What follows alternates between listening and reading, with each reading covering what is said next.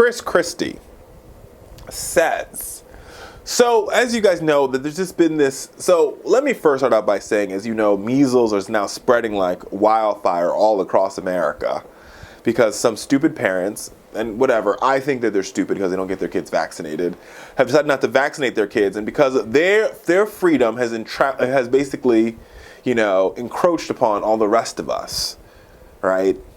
So, and this is how it all ties in. Christie was in London, and basically he said there should be some measure of choice of whether or not you choose to vaccinate your kids. Now, Christie, as you already know, is big on a lot of things, but he's also big on controversy.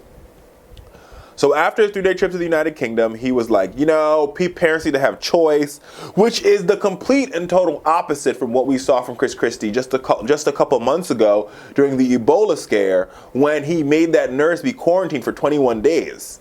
Right? So you have this one side of Christie who is like adamantly, let's quarantine these nurses. And now that we have a real communicable disease that is spreading like wildfire, he's like, oh, parents should have a choice. Even though me and my wife have vaccinated our kids, we think parents should have a choice. This is what you call a walking contradiction from Christie, potential presidential nominee.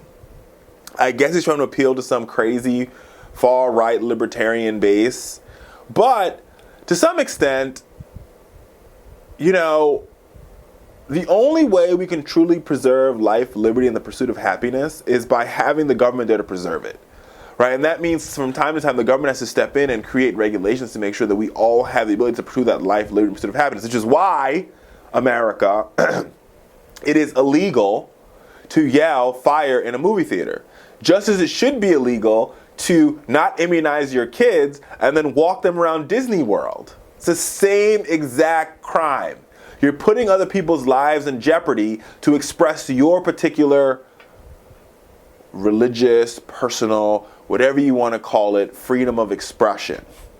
There has to be limits to these things. And that means that we should have mandatory immunizations for these kids. And this should be we need Big Brother, America.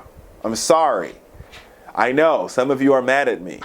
Some of you probably want to throw a tomato at me. Too bad I'm in the computer and you can't do that. Or I'm in your radio and you can't do that either. But let's be real. Ebola, we only had 3 cases, at the most 4 cases of Ebola in the United States. Right now, we are at about over 100 cases of measles. And that number is growing quickly.